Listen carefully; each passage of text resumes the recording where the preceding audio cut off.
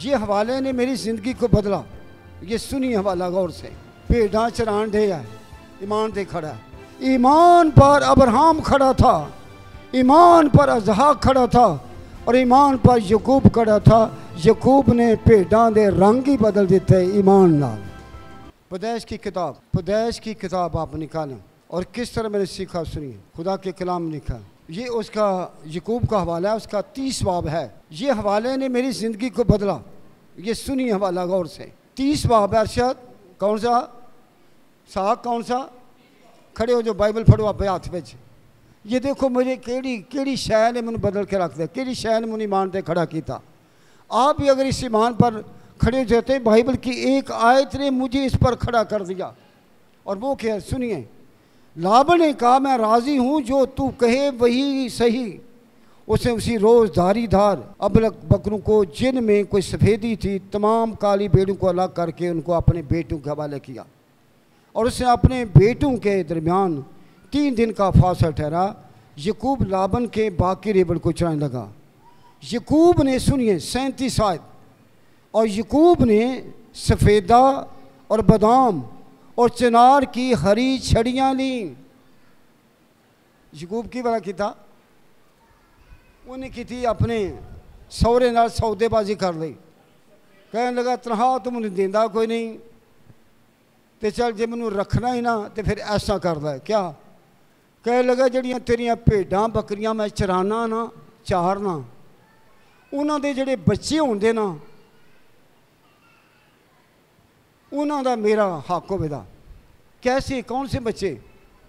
अगर तुम ऐसी सौदेबाजी करते हो कि किसी को कोई डंगर लैके तो वह की होंगे कि जो वह कोई बच्चा वड्डा होंदा है पाल दे वो तो अद्धो अध होंदा है।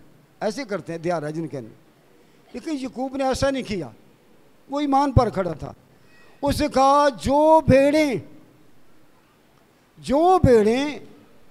धारीदार भेड़ां सफेद बच्चे देंदियां ने, ज़्यादा भेड़ां सफेद ही ने, जो भेड़े धारीदार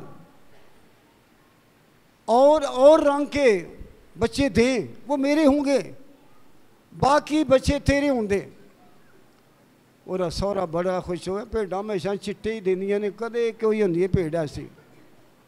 लेकिन उसने क्या किया सुनिए, ईमान पर खड़ा है। भेड़ां चरान दे है, ईमान ते खड़ा है। ईमान ते खड़ा सी, भेड़ां चार रहा सी। दरख्तां दियां टाहनियां वड्डियां दरख्तें किरी सफ़ेदे के दरख्त की टाहनियां काटी, सफ़ेदे दे चिनार दे दरख्त दी बनावन दे दरख्त दी टाहनियां वड्डियां, उन्होंने छांगया ते विचों गंढदार बना लिया। और जिसा गन्ना नहीं होंदा, गन्ने दी मट्टियां, इस तरह उन्हें सोटियां दियां उन्हें मट्टियां बना लियां। किन्नी कुछ समझ आई है? सोटियां नूं छिलिया, 1 इंच छिले तो उतों छिल देवे तो 1 इंच छड़ देवे, 1 इंच छिले तो कोई फिर छड़ दे। इस तरह वो गंढदार बन गई। अब उसने क्या किया, कैसे बरकत पात, कैसे?